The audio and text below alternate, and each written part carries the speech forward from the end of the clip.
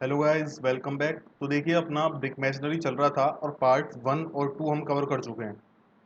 देखिए, जितने भी ए जेई और ईएससी के क्वेश्चन थे, ठीक है, वो हम कवर कर चुके हैं पार्ट 1 और 2 में। अगर आपने नहीं देखे हैं तो वहाँ जाके आप देख सकते हो पार्ट 1 और 2 को।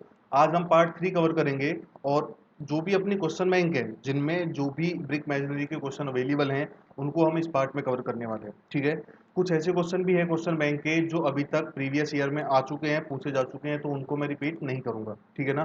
जो क्वेश्चन पहले अपने नहीं किए हैं और क्वेश्चन बैंक में हैं, या आपके अलग से जो क्वेश्चन है इनके अलावा, वो सब हम इस पार्ट में कवर करने वाले हैं। तो देखिए, क्वेश्चन नंबर 70 तक आप कवर कर चुके हो, हमने कर लिए हैं क्वेश्चन 70 तक।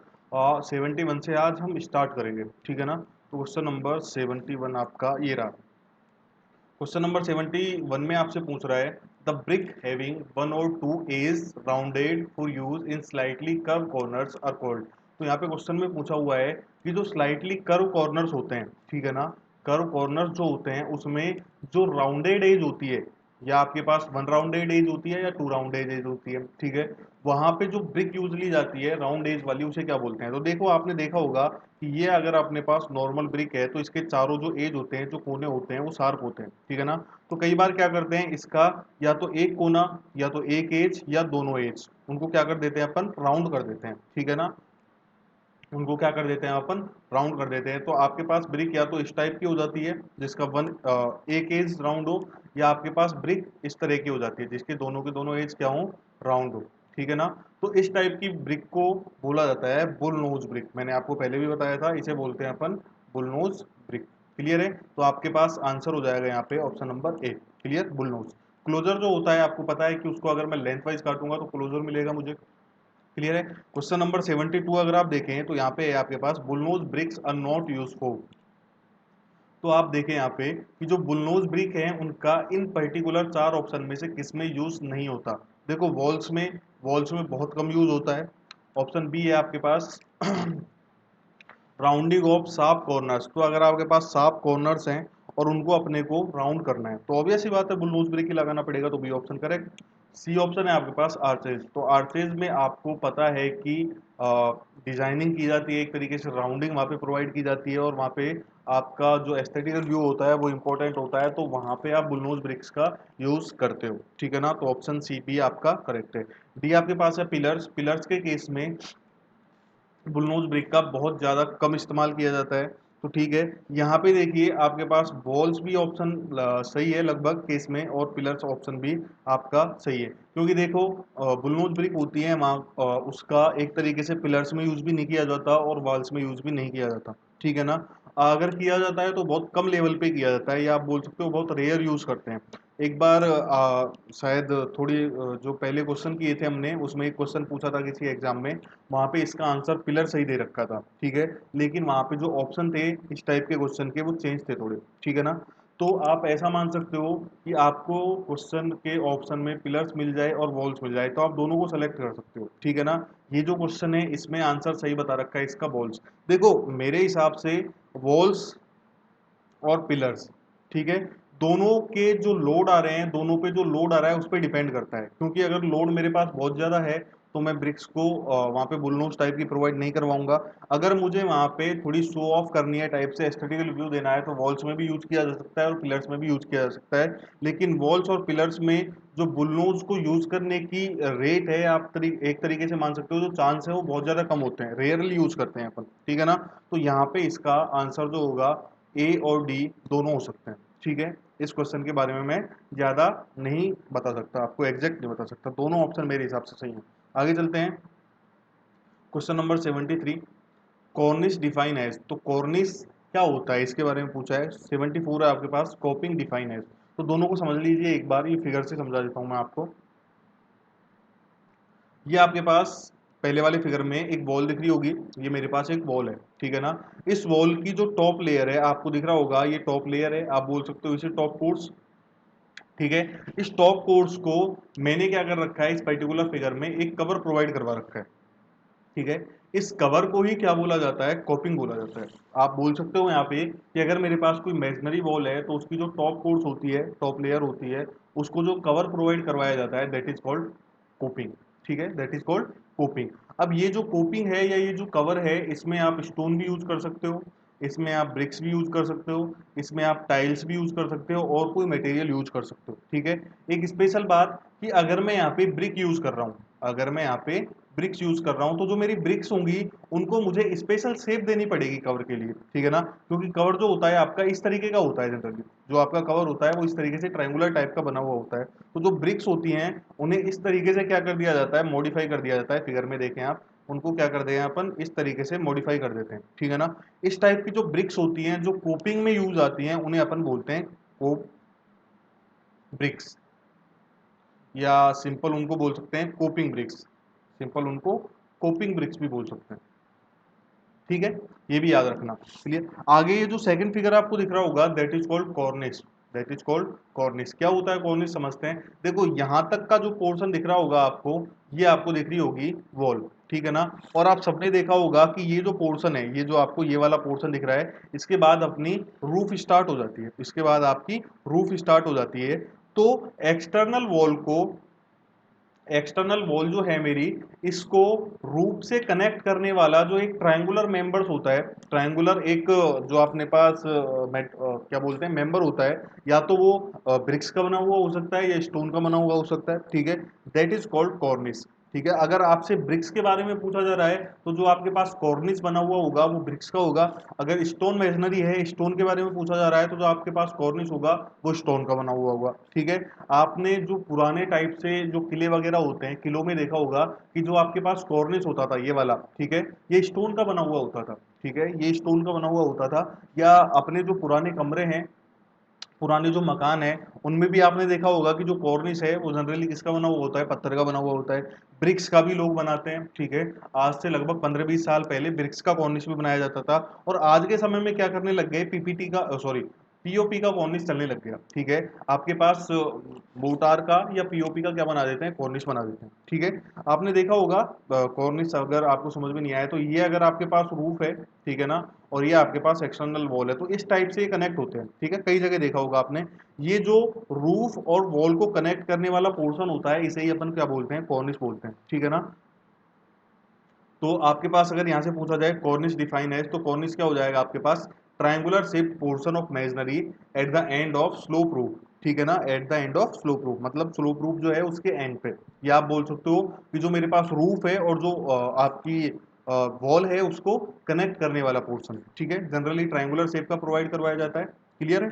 तो ये हो गया आपके पास कॉर्निस। 74 में पूछा था आपसे बात कोपिंग डिफाइन है, तो कोपिंग क्या होती है आप सभी को पता है कि जो कवरिंग प्रोवाइड करवाई जाती है, वॉल का जो एक्सपोज टॉप होता है या जो आउटर कोर्स होती है, टॉप कोर्स होती है, उस पर जो कवरिंग प्रोवाइड करवाई जाती है दैट इज कॉल्ड कोपिंग, ठीक है ना। ये एक बार किसी एग्जाम में पूछा हुआ है, मेरे को याद नहीं आ रहा, ठीक है ना, कोपिंग पूछा हुआ है तो याद रखना। क्लियर। ये जो टर्म होती हैं, जो स्पेशल टर्म होती हैं, उन्हें याद रख के चलें, इनके क्वेश्चन बनते हैं, ठीक है। आगे चलते हैं क्वेश्चन नंबर 75 पे, बहुत आसान क्वेश्चन है। The 19 × 9 centimetre side of brick as seen in the face sorry wall face is generally known as. तो देखो अपने पास ब्रिक होती है वो इस टाइप की होती है, 19 × 9 × 9, ठीक है ना। ये वाला पार्ट 19, ये वाला पार्ट 9, और इसकी जो विड्थ है वो भी कितनी 9। तो अगर 9 × 9 वाला पार्ट है दैट इज हेडर, और अगर आपके पास ये वाला पार्ट है 19 × 9 वाला दैट इज कॉल्ड स्ट्रेचर, ठीक है ना। इनकी स्ट्रेचर और हेडर क्या होते हैं, इनके बारे में तो ज्यादा डिटेल बताना भी पागलपन है, क्योंकि सबको पता होता है, ठीक है ना। तो अगर 19 × 9 सेंटीमीटर साइड वाला पार्ट पूछा जा रहा है तो वो क्या होगा, आपका स्ट्रेचर होगा। क्लियर है ना। क्वेश्चन नंबर 76 देखें आप, the dimension of half queen closer is.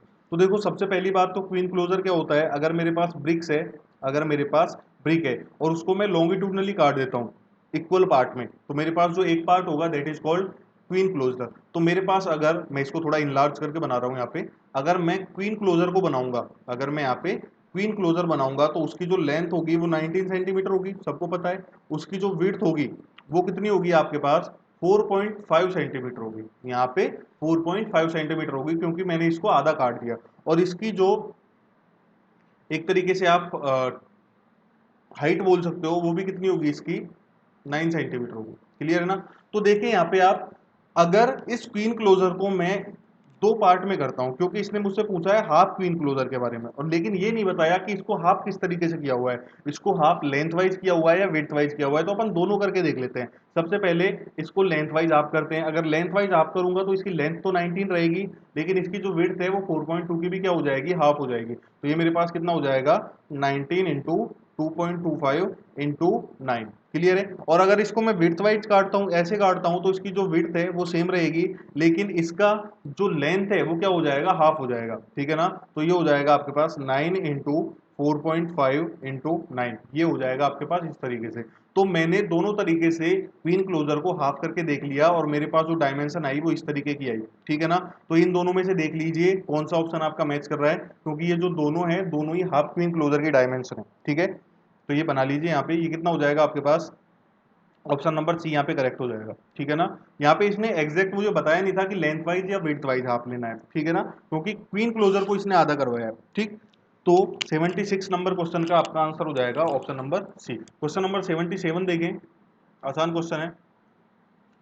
Question number 77 जो है आपके पास, the horizontal layer of brick laid in mortar और sometime without mortar is known as. तो जो हॉरिजेंटल लेयर होती है ब्रिक्स की, ठीक है, जिसमें अपन मोर्टार लगाते हैं या कई बार मोर्टार नहीं लगाते, उसे बोला जाता है कोर्स, उसे बोला जाता है कोर्स। बहुत आसान है, सबको पता होगा। क्वेश्चन नंबर 78 देखें, the brick of special shape use in brick masonry is called. तो जो स्पेशल शेप की ब्रिक्स यूज ली जाती हैं, ठीक है, स्पेशल शेप की जो ब्रिक यूज ली जाती हैं उन्हें बोलते हैं अपन स्क्वेंट। क्लियर है ना। बेट आप सभी को पता होगा विड्थ वाइज आधा, और जो आपका क्लोजर है वो लेंथ वाइज आधा। सभी को पता है ये चीजें, सिंपल सी चीजें, बहुत आसान क्वेश्चन है। 79 नंबर क्वेश्चन देखिए आप, in a single day, in a single day maximum height of masonry to be raise should not be more than. तो देखिए इसने यहाँ पे पूछा है कि जो मेजनरी की हाइट है वो एक दिन में कितनी होनी चाहिए, या इससे ज्यादा अपन नहीं बना सकते। तो जो आपके पास ब्रिक मेजनरी ली जाती है उसे कोडल प्रोविजंस के अकॉर्डिंग 1.5 मीटर हाइट से ज्यादा एक दिन में नहीं बनाना चाहिए। इसका कारण भी समझ लीजिए। देखिए अपने जो ओपीसी काम में लेते हैं, ऑर्डिनरी पोर्टलैंड सीमेंट, ठीक है, उसका जो फाइनल सेटिंग टाइम होता है वो होता है आपका नियर अबाउट 10 आवर्स। तीन है। ठीक है। 10 आवर्स में क्या होती है, वो आपकी फाइनली सेट हो जाती है।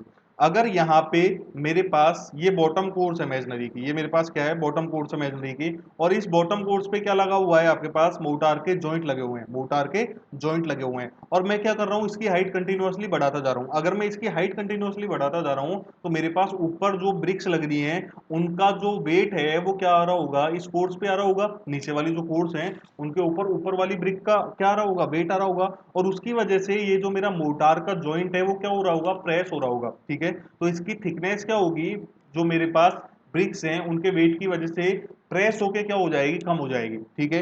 या दूसरा कारण हो सकता है कि जो मोटार में मेरे पास वाटर अवेलेबल है, मोटार में जो मेरा वाटर है वो ज्यादा प्रेशर पड़ने की वजह से क्या हो जाए, इस मोटार से स्क्वीज आउट हो जाए। ठीक है ना। तो बहुत ज्यादा कई कारण हो सकते हैं इसके। इसी वजह से एक दिन में अपन 1.5 मीटर से ज्यादा की या इससे ज्यादा हाइट की वॉल नहीं बनाते। अगले दिन अपन इससे ऊंची कर सकते हैं, क्यों, क्योंकि नेक्स्ट डे अगर मैं वर्क करूंगा तो मेरा जो मोटार जॉइंट है वो फाइनली सेट हो चुका होगा। ठीक है ना। तो ये काफी इंपॉर्टेंट क्वेश्चन है, अभी तक पूछा नहीं गया लेकिन पूछा जा सकता है, याद रखें इसको आप। क्वेश्चन नंबर 80 देखें आप, when two wall meet at angle other than right angle the junction is called। तो मैंने देखो आपको जंक्शन या जॉइंट पढ़ाए थे, उस केस में मैंने बताया था कि अगर दो वॉल मेरी 90 डिग्री पे क्रॉस करती हैं तो यहाँ पे जो जॉइंट या जंक्शन बनता है that is called cross junction, cross junction, या आप बोल सकते हो क्रॉस जॉइंट। ठीक है ना। लेकिन अगर यहाँ पे जो आपके पास एंगल है वो 90 डिग्री से अलग हो, वो आपका 90 डिग्री से अलग हो, लाइक इस तरीके से मान लीजिए एक वॉल इस तरीके से जा रही है और दूसरी वॉल इसको इस तरीके से क्या करी, कट करी। ठीक है ना। तो यहाँ पे जो जंक्शन बनता है, जो जॉइंट बनता है दैट इज कॉल्ड स्क्वेंट जॉइंट या स्क्वेंट जंक्शन। ठीक है। ये आपको मैं जंक्शन में बता चुका था, इससे पहले वाली वीडियो में मैंने आपको 3-4 टाइप बताए थे जंक्शन के, वहां पे मैंने आपको ये समझा दिया था। तो अगर राइट एंगल पे नहीं हो रहा है, इससे अलग एंगल पे हो रहा है, तो क्या बोलेंगे उसको अपन, स्क्वेंट जॉइंट बोलेंगे, स्क्वेंट जंक्शन बोलेंगे। ठीक है ना। क्वेश्चन नंबर 81 देखें आप लोग, सिंपल क्वेश्चन है। Hearting is the portion is define as. तो हर्टिंग का सबको पता होगा। ठीक है। कई बार ये क्वेश्चंस में आ चुका है अपने। अगर ये मेरे पास वॉल है तो इस वॉल का जो फ्रंट साइड होता है दैट इज कॉल्ड फेसिंग, जो मेरे पास बैक साइड होता है दैट इज कॉल्ड बैकिंग। ठीक है। फेस में है तो फेसिंग बोल दो, बैक में है तो बैकिंग बोल दो, और बीच वाला जो मिडिल पार्ट होता है दैट इज कॉल्ड हर्टिंग। ठीक है। अगर आपके पास कोई थिक वॉल है और उसमें हर्टिंग प्रोवाइड करनी है, हर्टिंग मतलब उसके बीच में आपको ज्यादा थिकनेस प्रोवाइड करनी है, तो उस केस में अपन हेडर का यूज करते हैं, उस केस में अपन हेडर का यूज करते हैं, मतलब ब्रिक्स को विड्थ वाइज लगाया जाता है उस केस में, ठीक है ना, जिससे कि अपने पास थिकनेस ज्यादा आ सके। यही क्वेश्चन 82 में पूछा हुआ है। 82 में पूछा हुआ है which of the following should be use for the hurting of thicker wall. अगर आपके पास थिकर वॉल है जिसकी थिकनेस आपको ज्यादा चाहिए, तो थिकनेस को बढ़ाने के लिए ब्रिक्स को मैं इस तरीके से यूज करता हूँ, ब्रिक्स को मैं इस तरीके से यूज करता हूँ, मतलब सामने वाला पोर्शन क्या है आपका, हेडर है, ठीक है ना, तो हेडर यूज किया जाता है। क्लियर है। ऑप्शन ए यार आपके पास हो जाएगा, इधर पेन कहाँ गया, ऑप्शन ए आपके पास हो जाएगा सिलेक्ट, क्या, हेडर। याद रखना क्वेश्चन पूछा जा सकता है कि हर्टिंग जो होती है थिकर वॉल की, उसमें अपन हमेशा हेडर प्रोवाइड करते हैं, क्यों, क्योंकि थिकनेस मुझे वहां पे ज्यादा चाहिए। ठीक। क्वेश्चन नंबर 83 देखें आप लोग। क्वेश्चन नंबर 83 है आपका, इन अ रैंकिंग बॉन्ड। तो रैंकिंग बॉन्ड मैंने आपको बताया था, देखो जो बॉन्ड होते हैं वहां पे मैंने आपको बताया कि जो मैक्सिमम बॉन्ड होते हैं आपके पास, इंग्लिश, फ्लेमिश, स्ट्रेचर, हेडर, वहां पे जो ब्रिक्स होती हैं उनको हॉरिजेंटली प्रोवाइड करते हैं, ठीक है। लेकिन एक स्पेशल टाइप का बॉन्ड होता है आपके पास, वहां पे जो ब्रिक्स होती हैं उनको एक पर्टिकुलर एंगल पे प्रोवाइड किया जाता है, ठीक है। उनको 0 डिग्री या 90 डिग्री पे प्रोवाइड ना करके इनके बीच में एक पर्टिकुलर एंगल पे प्रोवाइड करवाया जाता है, और उस टाइप के बॉन्ड को अपन बोलते हैं रैंकिंग बॉन्ड, उस टाइप के बॉन्ड को बोला जाता है रैंकिंग बॉन्ड, ठीक है ना, ये मैंने आपको समझाया था। क्लियर है। तो यहाँ पे आपके पास क्या हो जाएगा कि जो रैंकिंग बॉन्ड है उसमें जो ब्रिक्स लगी हुई हैं आपकी, वो 0 या 90 डिग्री से अलग किसी एंगल पे लगी हुई होंगी, तो आपके पास ऑप्शन डी यहाँ पे क्या हो जाएगा, करेक्ट हो जाएगा। ये लो, जो the bonding bricks are laid at any angle other than 0 and 90 degree. Clear है। आगे देखिए question number 84, the most important tool for brick laying और lifting and spreading mortar and for forming joint. तो देखो सिंपल सा question है, बहुत आसान सा है, और आप सभी को पता भी होगा ये कि जो आपके पास ब्रिक होती है, ठीक है, उसको जब अपन लाइन करते हैं, उसको जब लगाते हैं, ठीक है, तो देखिए ब्रिक लगाने के टाइम पे जो आपके पास मोटार होता है उसको क्या करना पड़ता है, लिफ्ट करना पड़ता है, ठीक है, और उसको स्पीयर्ड करना पड़ता है ब्रिक्स के ऊपर, ठीक है, स्पीयर्ड करना पड़ता है, और दो ब्रिक्स जो हैं उनके बीच में बॉन्ड बनाना पड़ता है, ठीक है, उनके बीच में मोटार बनना पड़ता है। तो इस काम के लिए कौन सा टूल यूज आता है, तो आप सभी को पता होगा ट्रोवेल यूज आता है, ठीक है, ट्रोवेल यूज आता है, ठीक है, जिसे देसी जो अपनी लैंग्वेज होती है, सिंपल जो लैंग्वेज होती है उसमें फिरनी बोलते हैं, ठीक है ना। तो देखिए उससे क्या करते हैं अपन, मोटार को उठाते हैं, उसके जो मोटार है उसको ब्रिक के ऊपर स्पीयर करते हैं, और जो जॉइंट होते हैं उनको बनाते हैं, एक तरीके से अपनी जो खुरपी या करनी होती है उसके बारे में पूछना चाह रहे हैं, तो उसे बोलते हैं अपन ट्रोवेल। ऑप्शन ए यहाँ पे क्या हो जाएगा आपका, करेक्ट हो जाएगा। ठीक है। क्वेश्चन नंबर 85 देखें आप लोग, single Flemish bond consist of. तो सिंगल फ्लेमिश बॉन्ड जो होता है आप सभी को पता होगा उसमें क्या होता है आपका डबल फ्लेमिश बॉन्ड आपका फेसिंग में होता है और इंग्लिश बॉन्ड आपका बैकिंग में होता है। आगे चलते हैं question number 86, if after every 3 or 4 stretcher one header is use in a brick masonry wall, then the bond is so form will be called as.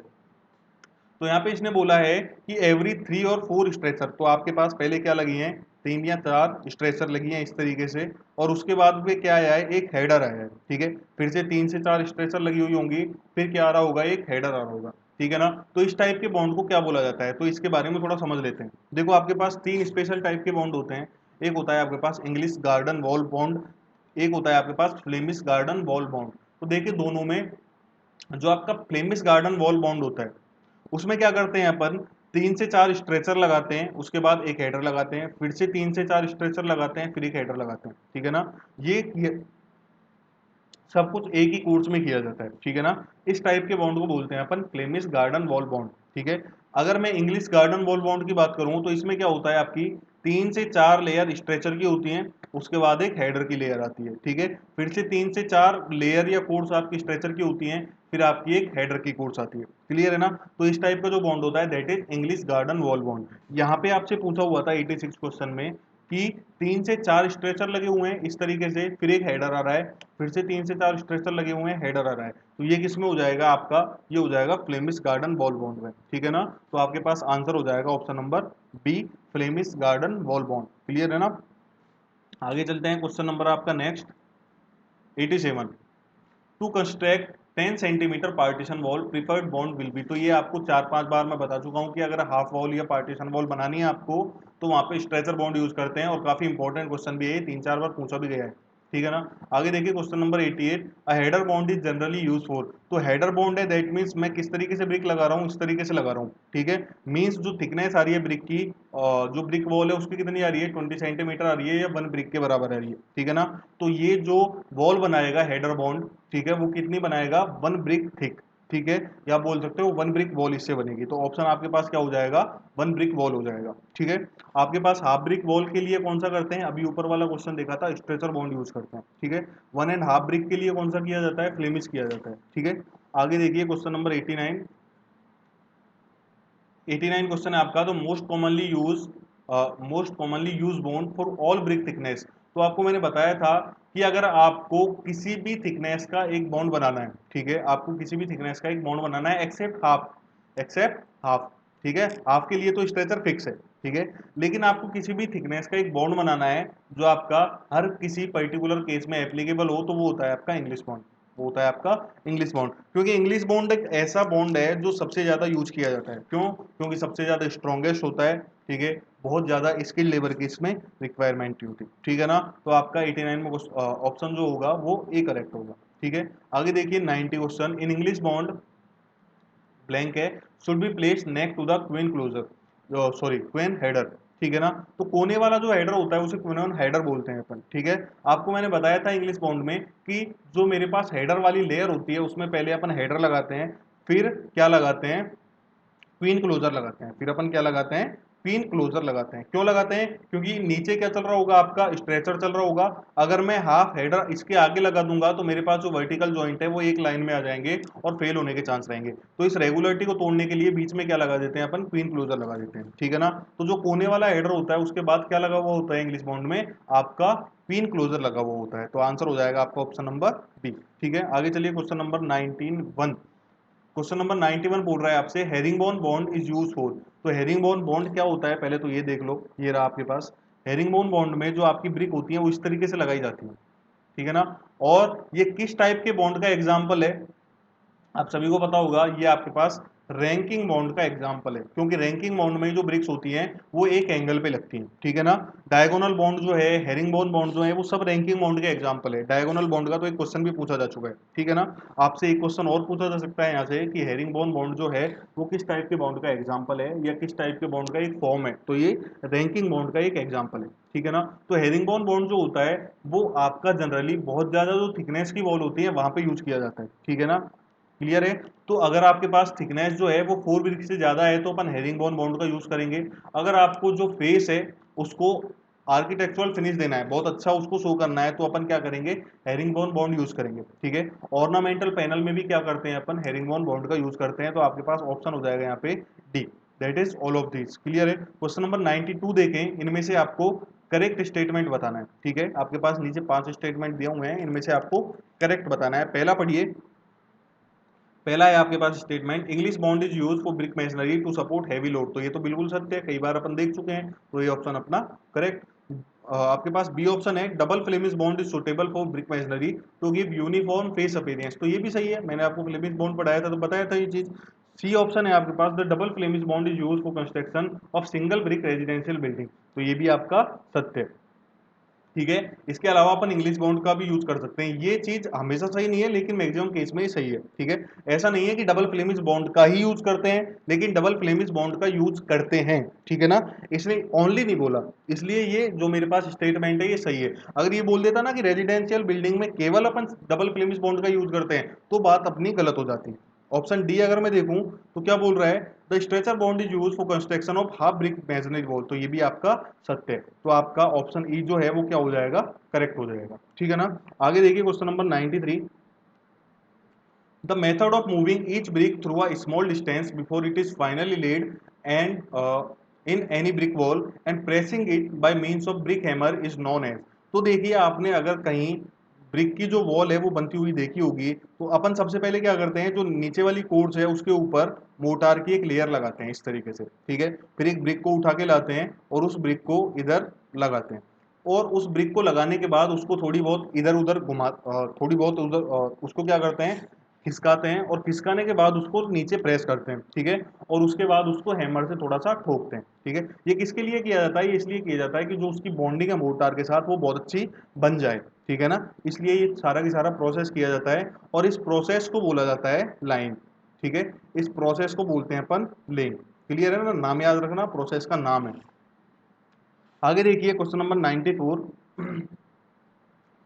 The mortar joint in masonry which is normal to the face of wall. तो joint के बारे में तो आपको अच्छी तरीके से समझ में आ चुका होगा, 2 वीडियो में अपन 70 क्वेश्चन इसके बारे में कर चुके हैं, ठीक है। उनमें से 4 5 7 क्वेश्चन तो आपके जॉइंट के बारे में थे। तो जो फेस होता है वॉल का, उसके नॉर्मल जो जॉइंट होता है दैट इज क्रॉस जॉइंट, ठीक है ना। क्वेश्चन नंबर 95 आपके पास, the alignment of vertical joint along the plumb line is. तो आपको ये भी पता होगा, वर्टिकल जॉइंट के भी अपन ने बहुत क्वेश्चन कर लिए हैं। जो आपके पास कोर्स होती हैं, उनके जो वर्टिकल जॉइंट होते हैं उनको अलाइनमेंट या उनको जो मिलाने वाली एक इमेजिनरी लाइन होती है that is called perpends, that is called perpends, ठीक है ना। तो ये क्वेश्चन मैं आपको 3 4 बार समझा चुका हूँ, आप सभी को पता होगा, इसे बोला जाएगा परपेंड्स, ठीक है। Option number C. Question number 96 आप देखें, number of vertical joint in stretcher course is X time the number of joint in header course where X is equal to. तो यहाँ पे देखें, आप अगर एक स्ट्रेचर कोर्स बनाए तो ये बना लो एक स्ट्रेचर कोर्स, ठीक है। यहाँ पे आपके पास एक स्ट्रेचर ये रहा, फिर जॉइंट, फिर एक स्ट्रेचर ये रहा, फिर जॉइंट, फिर एक स्ट्रेचर ये रहा, फिर जॉइंट, और फिर एक स्ट्रेचर ये रहा एंड ये जॉइंट। नीचे आप एक हेडर कोर्स बना लीजिए, तो ये लीजिए एक हेडर कोर्स मैंने बना दी, ठीक है। सिंपल सा काम कर रहा हूँ मैं। सबसे पहले एक हेडर, फिर जॉइंट, फिर एक हेडर, फिर जॉइंट, फिर एक हेडर, फिर जॉइंट, और फिर एक हेडर, फिर जॉइंट। इस तरीके से आपका बढ़ता रहेगा, ठीक है ना।